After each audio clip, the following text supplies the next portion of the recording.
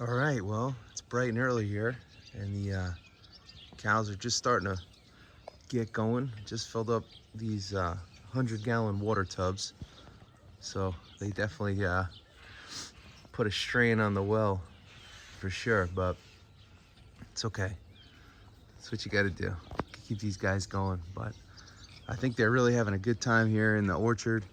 They're definitely eating it down pretty good, so we'll probably get them out of here in just a few hours and move them on to the next rotation of fresh grass. So pretty cool, pretty exciting. Everybody's very happy. You can see that sun coming out. It's super early, and I'm in shorts and a t-shirt right now, which is great because in upstate New York, we don't have that opportunity too often to be in a shorts and a t-shirt before 6 in the morning. So it's a good time. But everybody's doing good. Everybody's doing good. We're the good part about having them in here too is you could check everybody. You could see who's growing. You could see who's not growing. Who needs a little extra TLC, and take it from there. But it's good to also have them this close to the house because this is probably our pasture. I'd say that's the closest to the house where you can interact and get the closest to the cattle. So it's pretty cool to have them, and I know everybody else that drives by appreciates it also. So it's all good. So there's that little linebacker calf. And his mom is named 𝐲𝐫, and we got her when she was just a calf, probably a little bigger than him, but that's her first one, and she took care of him.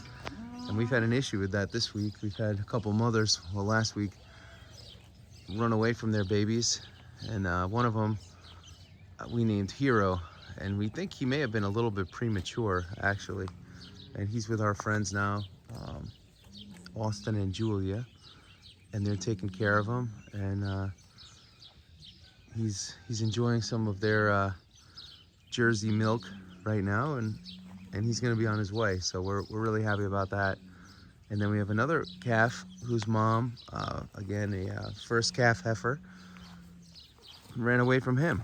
So, and he was a beautiful little black Angus, and we figured 𝐟𝐫 could use some company, and Julia and Austin came and picked him up, and now both of them are together. So they're hanging out together, two brothers, and we'll have them both come back here hopefully in the next, sometime within the next hopefully 8 to 12 weeks, and they'll be good to go.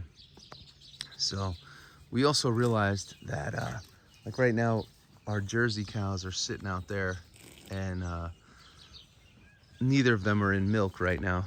So we realized that we should probably have a cow in milk at all times, you know, for situations like this, so we can not have to use any milk replacer, and we can move the cow right into you know, the calf that's mother abandoned it or orphaned it. We can right away put them on a you know, mother's milk.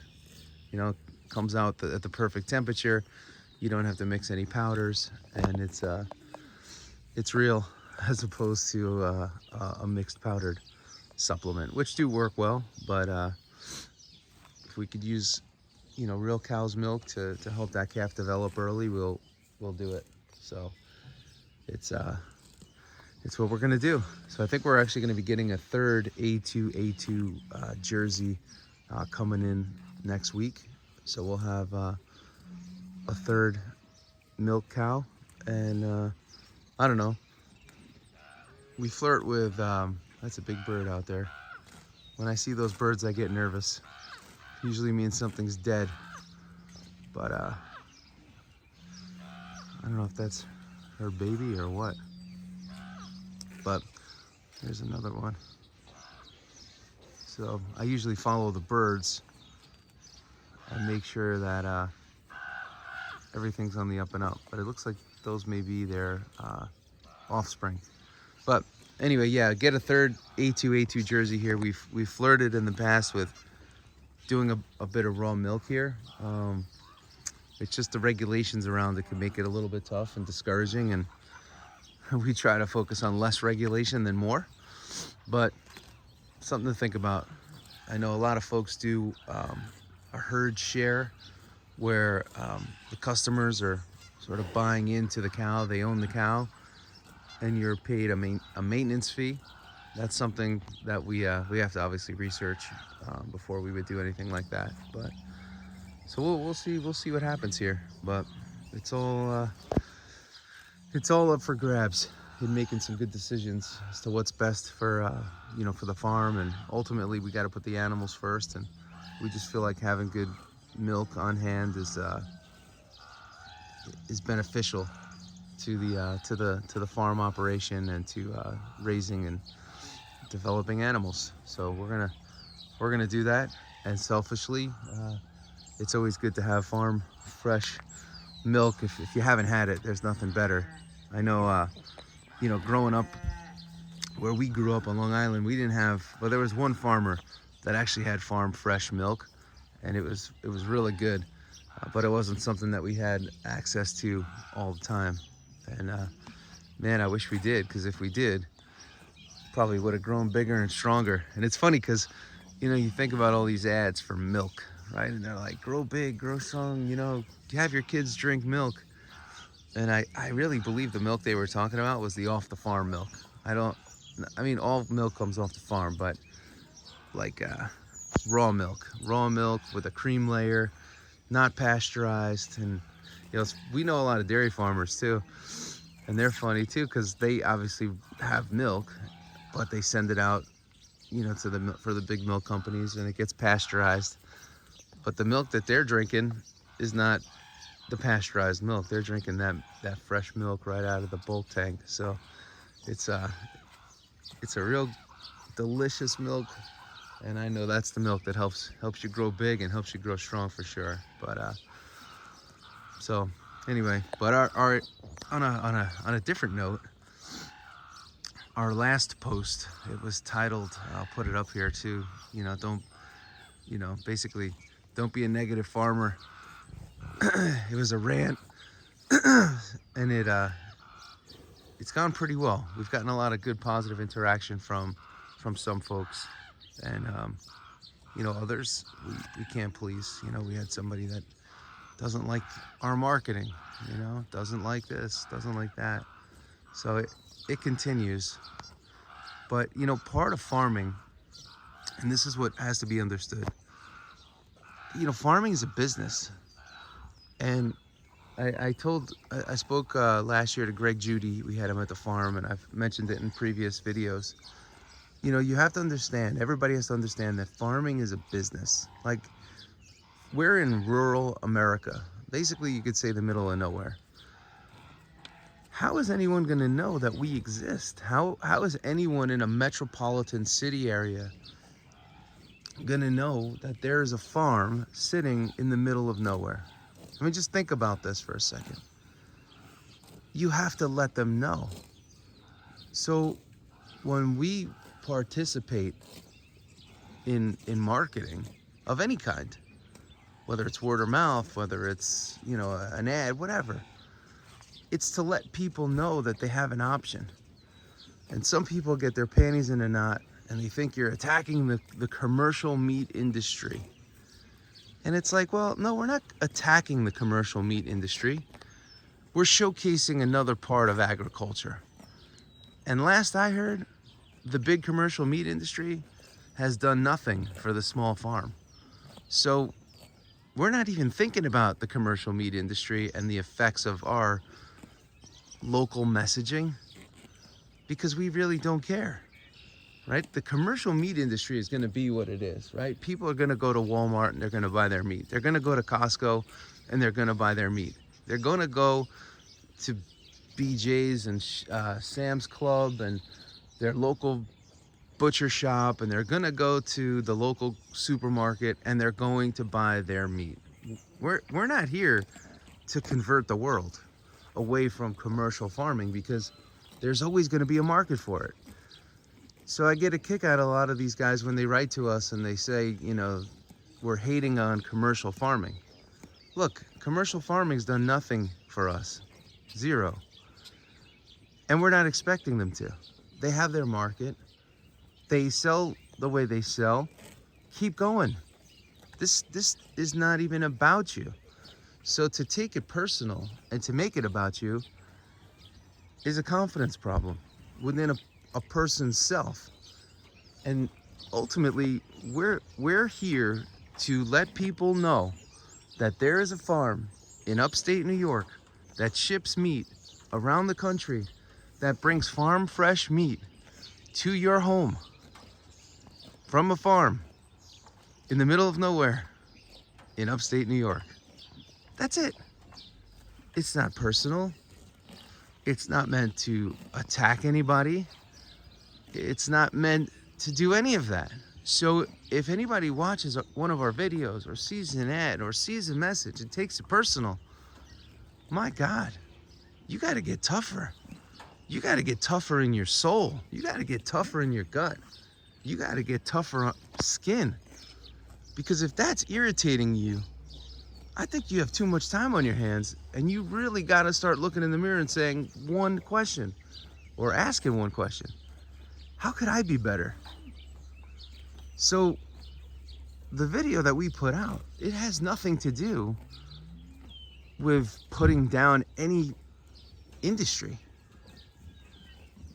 It has to do with showcasing another part of agriculture and another option that people have that they may not know that they have.